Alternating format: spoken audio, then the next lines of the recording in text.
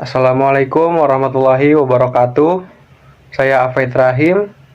Nah, dengan nomor induk mahasiswa 14046240023. Di sini saya akan membuat sebuah monolog video dari filsafat ilmu dengan beberapa studi kasus. Oke. Pernahkah Anda berpikir mengapa kita percaya pada sesuatu? Bagaimana kita tahu apa yang benar? Pertanyaan-pertanyaan fundamental ini ternyata punya kaitan erat dengan filsafat ilmu, sebuah bidang yang mungkin terdengar rumit, tapi sebenarnya sangat relevan dengan kehidupan kita. Bahkan dalam isu-isu sehari-hari, mari kita bahas beberapa kasus yang nyata. Kasus pertama, bayangkan seorang profesor biologi molekuler yang sudah sangat senior mengajar teori DNA yang sudah jadi fondasi karirnya. Tapi tiba-tiba tim peneliti muda menemukan data yang bertentangan. Nah, disinilah filsafat ilmu berperan. Filsafat ilmu mengingatkan kita bahwa sains itu dinamis. Sebuah teori sekuat apapun bukanlah kebenaran mutlak yang tak bisa diganggu-gugat. Justru, ketika ada data baru yang menantang, itulah saatnya ilmu pengetahuan bergerak maju. Di sini berlaku prinsip falsifikasi dari Karl Popper. Ilmuwan itu harus selalu berusaha membuktikan teorinya salah, bukan cuma benar. Jadi, ketika ada anomali atau data bertentangan, itu bukan akhir dunia, tapi sinyal untuk merevisi atau memperluas teori kita. Profesor itu harus berdiskusi, melihat metode yang digunakan tim muda, dan siap menerima bahwa ilmunya mungkin punya batasan atau perlu diperbaiki. Ini menunjukkan kekuatan sains, bukan kelemahannya. Sekarang kasus kedua. Mari kita bicara tentang teknologi yang bisa menciptakan makhluk baru, seperti cloning atau rekayasa genetik. Penemuan ini luar biasa, tapi langsung memicu perdebatan moral di masyarakat dan antar pemimpin agama. Apakah ini bermain Tuhan? Filsafat ilmu, khususnya bioetika, membantu kita menimbang ini. Kita dituntut untuk mengidentifikasi nilai-nilai yang dipertaruhkan, martabat manusia, kehidupan, dan peran kita dalam penciptaan. Yang pertama. Yang kedua, menganalisis konsekuensi dari teknologi ini. Potensi baiknya untuk kesehatan dan pertanian, tapi juga potensi buruknya seperti dilema identitas atau penyalahgunaan. Yang ketiga, mempertimbangkan kewajiban moral. Apakah ada hal-hal yang secara etis tidak boleh kita lakukan, terlepas dari manfaatnya? Bagaimana cara menjembataninya dengan dialog terbuka dan saling menghormati? Ilmuwan perlu memahami kekhawatiran agama, dan pemimpin agama perlu memahami potensi manfaat sains. Kita bisa mencari titik temu pada nilai universal, seperti mengurangi penderitaan atau melindungi kehidupan untuk mencari solusi bersama. Berlanjut ke kasus yang ketiga.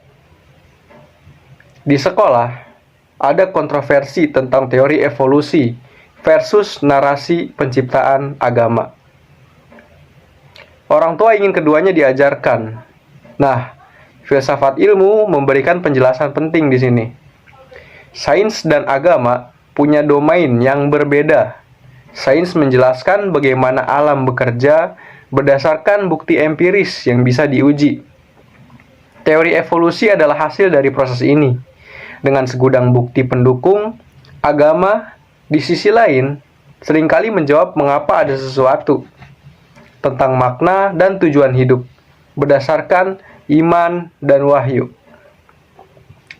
Mencampur adukan keduanya di kelas sains bisa membingungkan siswa tentang apa itu bukti ilmiah. Pendekatan yang lebih inklusif adalah ajarkan sains sebagai sains di kelas biologi dengan bukti-buktinya yang kuat. Lalu, di luar dari kelas sains, misalnya di pelajaran etika atau sejarah, hormatilah dan bahaslah sebagai perspektif agama tentang asal-usul kehidupan. Ini mengajarkan siswa berpikir kritis dan menghargai beragam cara pandang dunia. Kasus yang keempat. Pemanasan global adalah isu krusial. Tapi kita lihat, organisasi agama yang beda sikap. Ada yang cuek, ada yang sangat aktif. Kenapa? Filsafat ilmu membantu kita memahaminya. lewat yang pertama, epistemologi. Apa yang mereka anggap sumber kebenaran utama? Apakah bukti ilmiah atau tafsir agama tertentu? Yang kedua, aksiologi. Nilai apa yang mereka prioritaskan? Fokus pada spiritualitas murni atau juga pada tanggung jawab terhadap bumi? Organisasi yang pro lingkungan seringkali melihat menjaga bumi sebagai bagian dari tanggung jawab spiritual mereka. Mereka mengintegrasikan sains dengan pemahaman teologis tentang stewardship atau penata layanan alam. Untuk mendorong kolaborasi, kita perlu komunikasi nilai bersama, seperti kepedulian terhadap keadilan dan ciptaan.